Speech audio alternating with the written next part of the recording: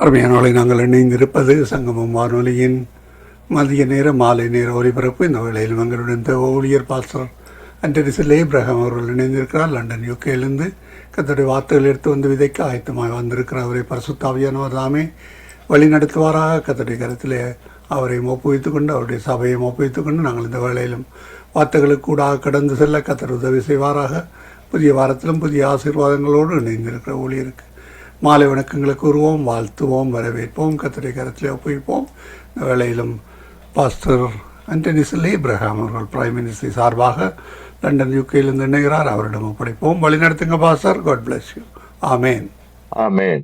இயேசு கிறிஸ்துவின் நினையாற்ற நாமத்தினால் உங்கள் அனைவரையும் வாழ்த்தி வரவேற்கிறேன். கர்த்தர் நல்லவர், அவர் நமக்காக யாவற்றையும் செய்து முடித்திருக்கிறார். ஆமேன். ஆகவே அதை நாங்கள் அறிந்து விசுவாசிப்போம். ஆனால் நிச்சயமாய் தேவனுடைய மகிமையை இன்றே காண்போம். எங்களுடைய ஒவ்வொரு ஏரியாவிலும், வாழ்க்கையிலே இருக்கிற எங்களுடைய ஒவ்வொரு ஏரியாவிலும் தேவனுடைய மகிமையை நிச்சயமாய் காண்போம். ஜெபம் பண்ணுவோம். அன்பின் பிதாவே, நீர் செய்து முடித்ததற்காக எமக்கு நன்றி செலுத்துகிறோம். இயேசு கிறிஸ்துவ மூலமாய் சகலத்தையும் செய்து முடித்து எல்லாம் முடிந்தது என்ற மேன்மையான அந்த வார்த்தைக்காக உமக்கு நன்றி செலுத்துகிறோம். எபிரேயர் 10:14 ஒரே பலியினால் நீர் குமாரனை பலியாக கொடுத்து அந்த ஒரே பலியினால் எங்களுடைய வாழ்க்கையை பூரணப்படுத்தினீர். அதற்காக நன்றி செலுத்துகிறோம். அதை அறியத்தக்க இருதயத்தை எங்களுக்கு கொடுத்திருக்கிறபடினால் நன்றி. அதை அறியத்தக்க கிருபையை நமக்கு கொடுத்திருக்கிறபடினால் நமக்கு நன்றி செலுத்துகிறோம். உம்முடைய வார்த்தைகள் 100 பலுகி பெருகட்டும். அற்புதங்களையும் அதிசயங்களையும் நம்முடைய வாழ்க்கையில மற்றவருடைய வாழ்க்கையிலையும் கொண்டு வரட்டும், மேற்கொள்ளட்டும், பலுகி பெருகட்டும், இயேசுவின் இணையற்ற நாமத்தினால். ஆமென். பிரியமானவர்களை, எடுப்போம், வாசிப்போம். எங்களுடைய பிரச்சனைகள் என்று நாங்கள் பார்க்கும் பொழுது பிரச்சனைகளாக இல்லை, மாறாக அவரை அறியாத அல்லது அவர் செய்து முடித்தவைகளை அறியாத அல்லது அவருக்குள் நமக்கு இருக்கிற ஆசீர்வாதங்களை அறியாத ஒரு பிரச்சனையை தவிர வேறு எந்த பிரச்சனையும் இருக்க முடியாது. எல்லா பிரச்சனையும் நமக்கு இருக்கின்றால் அதை தீர்க்கக்கூடிய ஒரே ஒரு காரியம் அவரை அறிகிற அறிவு. தேவனை அறிகிற அறிவிலே, அவர் செய்து முடித்தவைகளை அறிகிற அறிவிலே, நாங்கள் இப்பொழுது எங்கே இருக்கிறோம் என்று அறிகிற அறிவிலே இவை யாவற்றையும் இலகுவாக ஈஸியாக பெற்றுக்கொள்ள முடியும். ஆமென். எடுப்போம், வாசிப்போம். யோவான் 5:24 என் வசனத்தை கேட்டு. அப்ப கவனியுங்கள், என் வசனத்தை கேட்டு. அப்ப எல்லா பிரச்சனைக்கும் தீர்வு எங்கே இருக்கிறது? அவருடைய வார்த்தையிலே இருக்கிறது. என் வசனத்தை கேட்டு என்னை அனுப்பினவரை விசுவாசிக்கிறவனுக்கு நித்திய ஜீவன் உண்டு. அவன் ஆக்கினை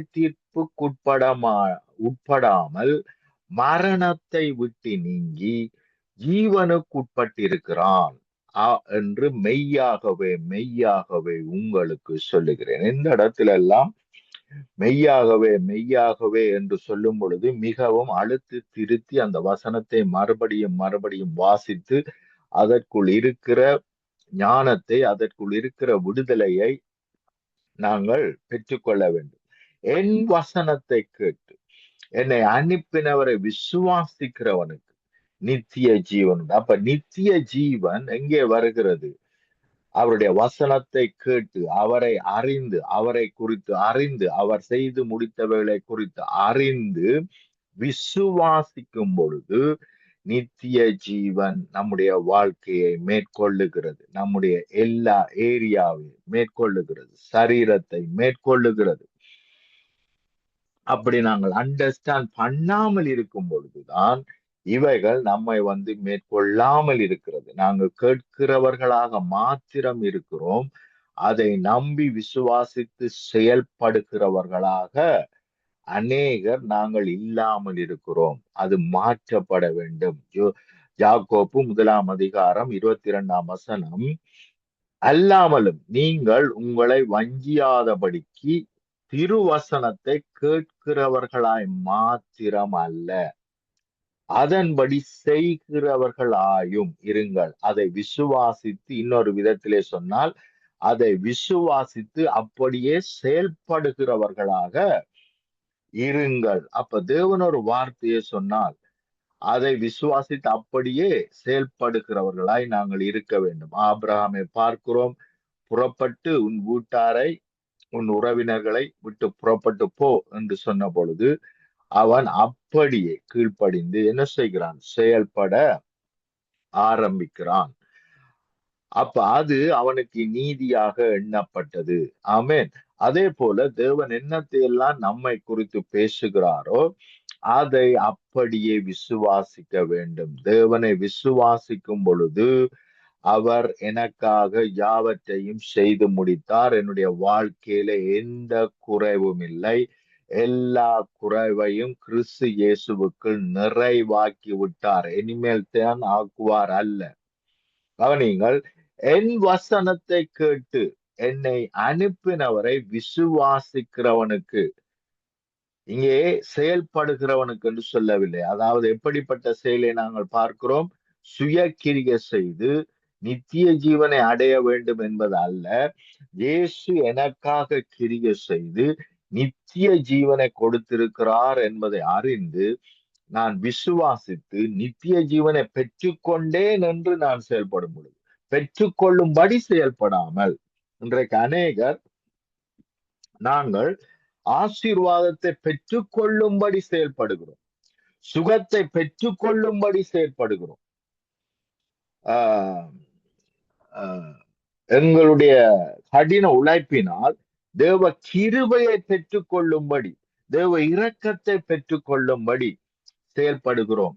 அப்படி செயல்படும்படி அழைக்கப்படவில்லை. பிரியமானவர்களே, அவர் செய்து முடித்தார் என்பதை முழுமையாய் நம்பி செயல்படும்போது, ஆமென், நம்முடைய கிரியை அல்ல, அவருடைய கிரியை நம்பி செயல்படும் பொழுது இவைகள் எல்லாம் நித்திய ஆசீர்வாதங்களாய் நம்மை வந்து மேற்கொள்ளுகிறது. ஏனென்றால் இது அவருடைய இன்ஹெரிட்டன், அவருடைய சொத்து.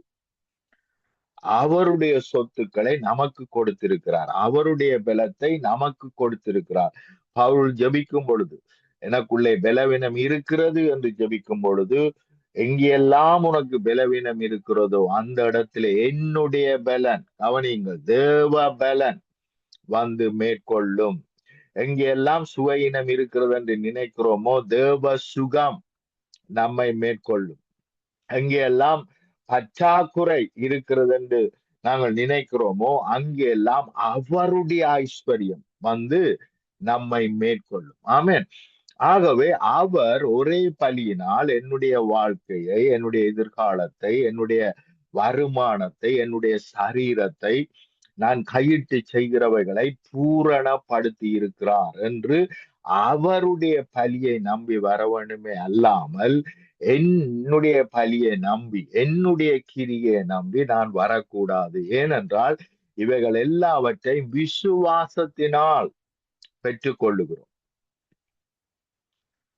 அவன் ஆக்கினை தீர்ப்புக்குட்பட மாட்டான். அப்ப விசுவாசித்து செயல்படுகிறவனுக்கு தேவன் எல்லாவற்றையும் எனக்காக மேன்மையாக, மகிமையாக, பூரணமாக செய்து முடித்தார் என்று விசுவாசிக்கிறவனுக்கு விரோதமாய் எந்த ஆக்கினை தீர்ப்பும் வர முடியாது. அப்படியானால் விசுவாசிக்காதவனுக்குத்தான் ஆக்கினை தீர்ப்பு வரும். ஏனென்றால் ஜாக்கோப் எழுதும் பொழுது எழுதுகிறார், இரட்ட மனம் உள்ளவன் என்ன செய்யக்கூடாது? தேவனிடத்தில் நான் எதையாவது பெற்றுக்கொள்வேன் என்று எண்ணாதிருப்பானாக. ஏனென்றால் இது விசுவாசத்தினால் வருகிறது. ஆமென். நான் சந்தேகப்படுகிறவனாய் இருந்தால், நான் விசுவாசிக்காதபடியினால் அவைகள் என்னை மேற்கொள்ள முடியாது. எனக்கு ஆக்கினை தீர்ப்பு வருகிறது. எந்த ஆசீர்வாதத்தையும் பெற்றுக்கொள்ள இவன் தகுதியற்றவன் என்றொரு ஆக்கினை தீர்ப்பு வருகிறது. ஆபிரகாம் விசுவாசித்தான், அது நீதியாக எண்ணப்பட்டது. அது நீதி என்று சொல்லி இவனுக்கு, இவன் என்னத்தையெல்லாம் விசுவாசித்தானோ அதையெல்லாம் பெற்றுக்கொள்ளத்தக்கதாய் இவன் தகுதி உடையவனா இருக்கிறான். ஏனென்றால் இவன் விசுவாசிக்கிறான் என்று சொல்லி அவனுக்கு ஒரு தீர்ப்பு வருகிறது. ஆனால் விசுவாசியாமல் இருக்கும் பொழுது அங்கே என்னவாக வருகிறது? வித்தியாசமான அல்லது எதிர்மறையான தீர்ப்பு வருகிறது. இவனால் பெற்றுக்கொள்ள முடியாது, ஏனென்றால் விசுவாசிக்கவில்லை. ஆகவேதான் மாத்தாளே, நீ விசுவாசித்தால் தேவனுடைய மகிமையை காண்பாய். ஆமென். அப்ப தேவனுடைய மகிமையை காண வேண்டுமானால் நான் கிரியை செய்யக்கூடாது, மாறாக அவருடைய கிரியை எனக்காக அவர் செய்து முடித்தார் என்று நான் அவருடைய கிரியை நம்பி வரும் பொழுது எனக்கு ஆக்கினை தீர்ப்பு வராது. இது கொடுக்க கூடாது, இது இவருக்கு கிடைக்க கூடாது என்ற ஆக்கினை தீர்ப்பு எனக்கு இல்லை. இவர் எல்லா விதத்திலும் தகுதி பெற்றிருக்கிறார், ஏனென்றால் கிறிஸ்து இயேசு செய்து முடித்ததை இவர் விசுவாசிக்கிறார். ஆகவே இவருக்கு சகல ஆசீர்வாதங்களும் சொந்தம் என்று நமக்கு தீர்ப்பு உண்டாயிருக்கும். ஆமென். அப்படி அவரை விசுவாசிக்கிறவன் மரணத்தை விட்டு நீங்கி, அப்ப நம்முடைய வாழ்க்கையிலே வந்த மரணம் என்ன? கவனிங்கள். பயம், தேவனை விட்டு விலகி ஓடுதல், தேவனோடுள்ள உறவிலே என்ன வந்தது? அங்கே பிரிவினை வந்தது. தேவனுடைய சத்தத்தை கேட்க முடியாமல், தேவன் சொல்லுவதை புரிந்து கொள்ள முடியாமல், தேவனுடைய வார்த்தையை கேட்டு அதன்படி நடக்க முடியாமல், தேவனோடு உள்ள மேன்மையான அந்த உறவிலே என்ன வந்தது? பிரிவினை வந்தது. என்றைக்கு நமக்கு தேவனோடு உள்ள உறவிலே பிரிவினை வருகிறதோ அதுதான் பெரிதான மரணம். அந்த மரணம் தான் எல்லா விதமான மரணத்தையும் நம்முடைய வாழ்க்கையிலே கொண்டு வரும். ஆமென். ஒரு ஒரு ஒரு ஒரு ஃப்ளவரா இருக்கட்டும், ஒரு பூவாக இருக்கட்டும், அதை நாங்கள் என்ன செய்கிறோம்? அப்படியே அதை நிலத்திலிருந்து பிடுங்கி எடுக்கிறோம் என்று வைத்துக் கொள்வோம். அப்படி பிடுங்கி எடுக்கும் பொழுதே என்ன செய்து விட்டோம்? நிலத்தோடு உள்ள தொடர்பை துண்டித்து விட்டோம். ஆகவே அதனால் கனகாலம் இருக்க முடியாது. கொஞ்சம் கொஞ்சமாய் 2-3 நாளிலேயே அது மரித்து போகும். ஏனென்றால் எந்த நிமிஷம் அது பிடுங்கப்பட்டதோ அந்த நிமிஷமே மரணம் மேற்கொண்டு விட்டது. ஆனால் அவரை விசுவாசிக்கும் பொழுது, அவர் நமக்காக யாவற்றையும் செய்து முடித்தார் என்று நான் விசுவாசிக்கும் பொழுது மரணத்தை விட்டு நீங்கி ஜீவனுக்குட்பட்டிருக்கிறான் என்று மெய்யாகவே மெய்யாகவே உங்களுக்கு சொல்லுகிறேன். ஆமென். அப்ப நாங்கள் விசுவாசிப்போமானால் நாங்கள் மரணத்தை விட்டு நீக்கப்பட்டிருக்கிறோம், சாபத்திலிருந்து நீக்கப்பட்டிருக்கிறோம், வியாதியிலிருந்து நீக்கப்பட்டிருக்கிறோம், வேதனைகள், துன்பங்கள், கவலைகள், கண்ணீர்கள் இவை எல்லாவற்றிலும் இருந்து மீட்கப்பட்டிருக்கிறோம், தடைகள், தாமதங்களில் இருந்து மீட்கப்பட்டிருக்கிறோம், பிசாசின் செய்வின சூனியங்களில் இருந்து நாங்கள் மீட்கப்பட்டிருக்கிறோம். ஆமென். மீட்கப்பட்டு ஜீவனுக்குட்பட்டிருக்கிறோம். விசுவாசிக்கிறவன், இயேசு கிறிஸ்துவை விசுவாசிக்கிறவன், அவருடைய வார்த்தையை கேட்டு அப்படியே விசுவாசிக்கிறவன் ஜீவனுக்குட்பட்டிருக்கிறான் என்று மெய்யாகவே மெய்யாகவே உங்களுக்கு சொல்லுகிறேன் என்று யோவான் 5ஆம் அதிகாரம் 24வது வசனம் சொல்லுகிறது. கொலோசியர் 1ஆம் அதிகாரம் 12ஆம் வசனத்தில் இருந்து 14ஆம் வசனம் வரைக்கும் உங்களுக்காக நான் வாசிக்கிறேன். ஒளியில் உள்ள பரிசுத்தவான்களுடைய சுதந்திரத்தில் பங்கடைவதற்கு, அப்ப பரிசுத்தவான்களுக்கு கிடைக்க வேண்டிய ஆசீர்வாதங்கள் எல்லாம் நமக்கு கிடைப்பதற்கு, பங்கடைவதற்கு நம்மை தகுதி உள்ளவர்களாக்கியவரும், அப்ப நம்மை தகுதி உள்ளவர்களா ஆக்கினவரும்.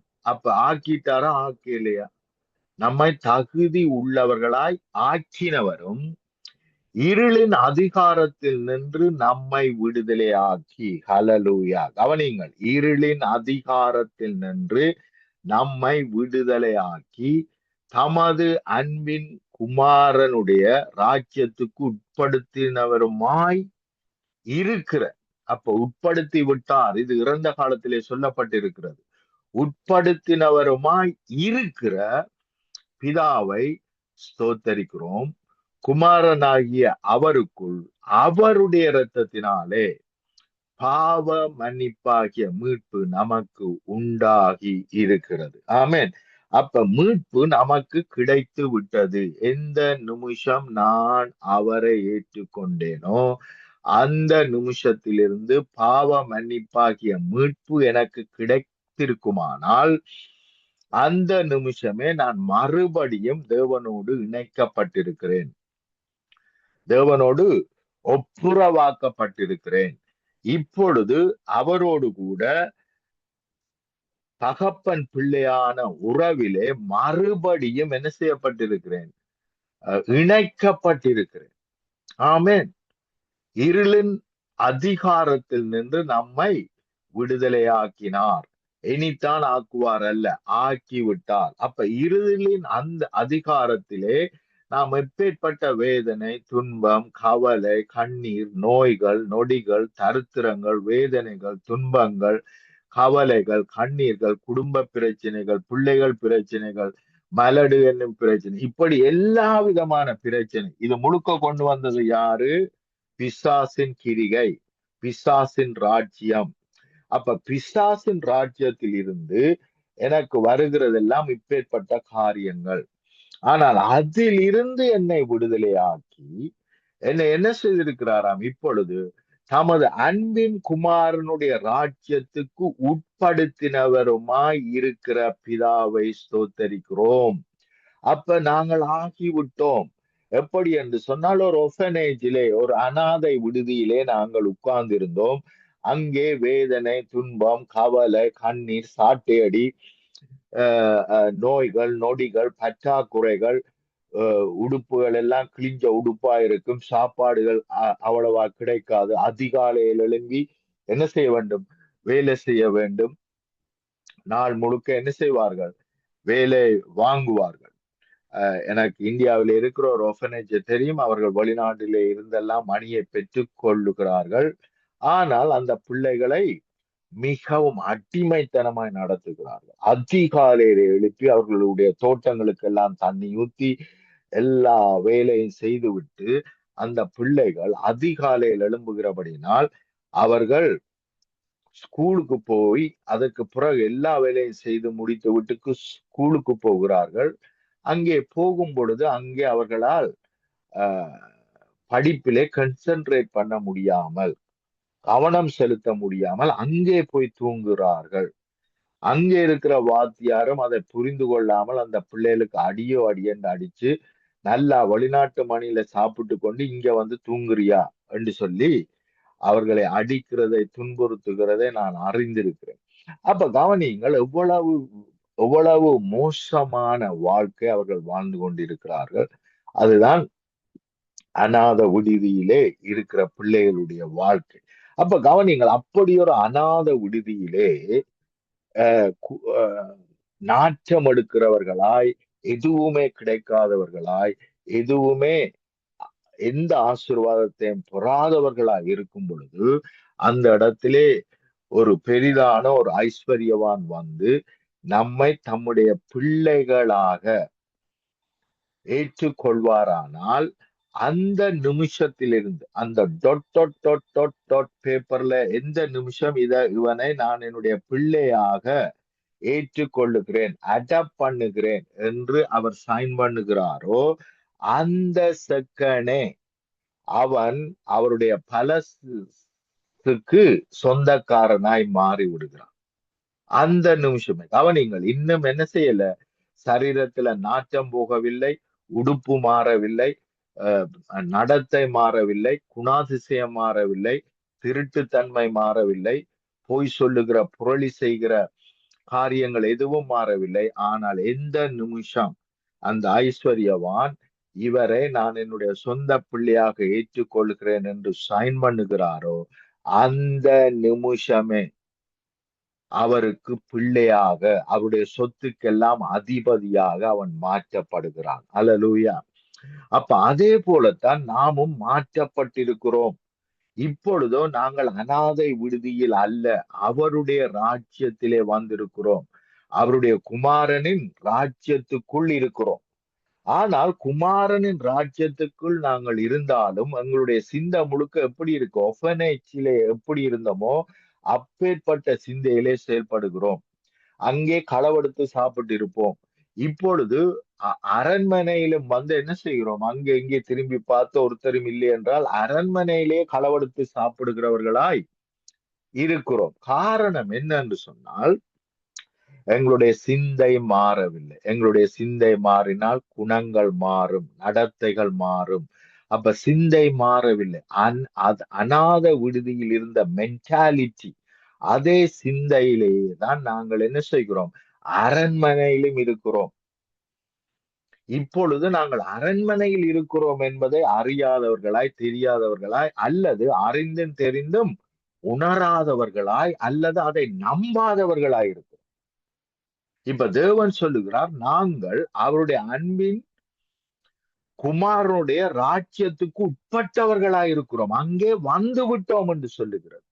ஆனால் நாங்கள் இன்னும் முயற்சி செய்து கொண்டிருக்கிறோம். என்றைக்காவது எப்படியாவது ஒரு நாள் நாங்கள் வருவோம் என்று முயற்சி செய்கிறோம். அதனால் தான் வேதம் சொல்லுகிறது, உலகத்துக்கு ஒத்த வேஷம் சரியாமல். ரோமர் 12 உங்கள் மனது புதிதாகிறதுனாலே நாங்கள் தேவனுடைய ராஜ்யத்துக்குள் இருக்கிறோம், இப்பொழுதோ தேவனோடு கூட இருக்கிறோம் என்று எங்களுடைய சிந்தையை மாற்றினால் தேவனுடைய மகிமையை காண்போம்.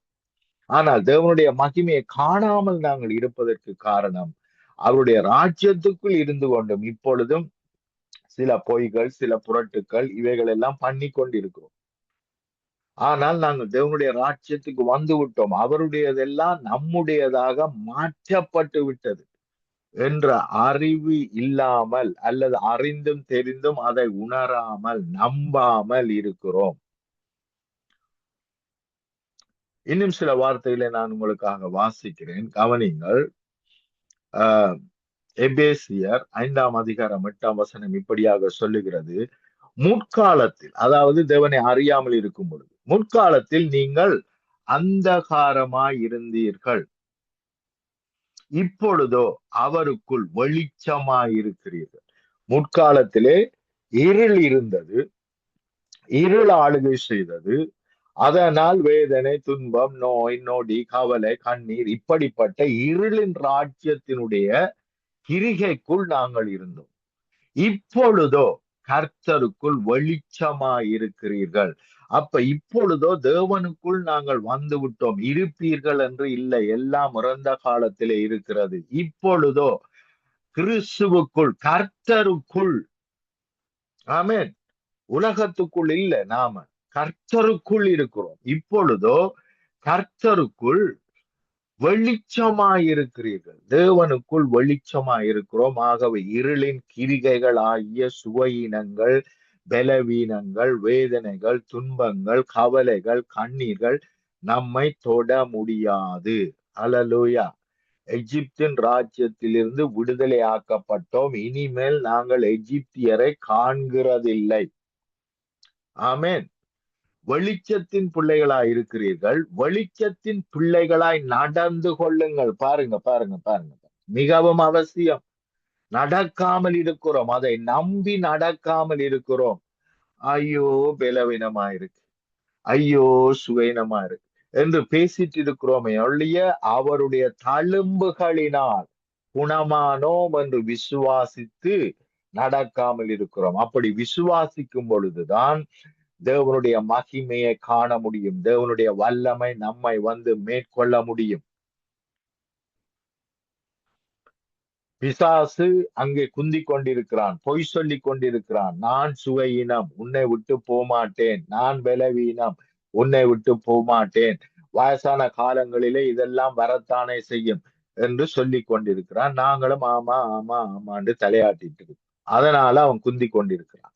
ஆனால் பிசாசின் சத்தத்துக்கு தலையாட்டாமல் தேவ வசனத்தை பார்த்து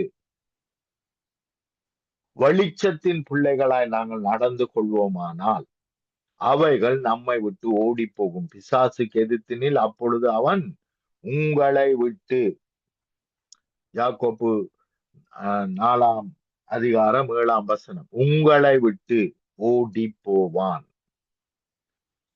ஹல்லேலூயா. அப்ப வெளிச்சத்தின் பிள்ளைகளாய் நடந்து கொள்ளுங்கள். வசனத்தை விசுவாசித்து அப்படியே நடப்பது, பலவீனம் சொல்வதை கேட்டு நடப்பது அல்ல. தேவ வசனத்தை கேட்டு அப்படியே நடப்பது. தேவ வசனம் சொல்லுகிறது, நீ பலவான், நான் உன்னோடு கூட இருக்கிறபடினால், என்னுடைய பலத்தை நான் கொடுத்திருக்கிறபடினால், என்னுடைய சுகத்தை நான் கொடுத்திருக்கிறபடினால், உனக்குள் சுகவீனம் இல்லை. உன்னை இருளின் ராஜ்யத்திலிருந்து நான் விடுதலையாக்கினபடினால் உனக்குள்ளே இனி பாவம் இல்லை, பிசாசு இல்லை. நீ ஒளியின் ராஜ்யத்தின் பிள்ளையாயிருக்கிறாய். நீ கர்த்தருக்குள் வெளிச்சமாயிருக்கிறாய், ஒளியாக இருக்கிறாய். ஹல்லேலூயா. அப்ப இப்படியாக என்னை பார்க்க கற்றுக்கொள்ள வேண்டும். நான் கர்த்தருக்குள் ஒளியாக இருக்கிறேன் என்று பார்க்க கற்றுக்கொள்ள வேண்டும். அப்படி கற்றுக்கொள்ளாவிட்டால் எங்களுடைய மாமிச கண்களிலே பார்த்து அதையே நாங்கள் நம்புகிறபடியினால் அதுவே நம்மை மேற்கொள்ளுகிறதா இருக்கிறது. ஆனால் ஆவிக்குரிய ரீதியா நான் யார், தேவன் எப்பேற்பட்ட இடத்திலே என்னை வைத்திருக்கிறார் என்று நான் அறிந்து செயல்படுவேனானால் நிச்சயமாய் நான் வெற்றி பெற முடியும். கவனியுங்கள், தாவீது ஒரு மனுஷன் போய் என்ன செய்கிறான்? ராட்சதனாகிய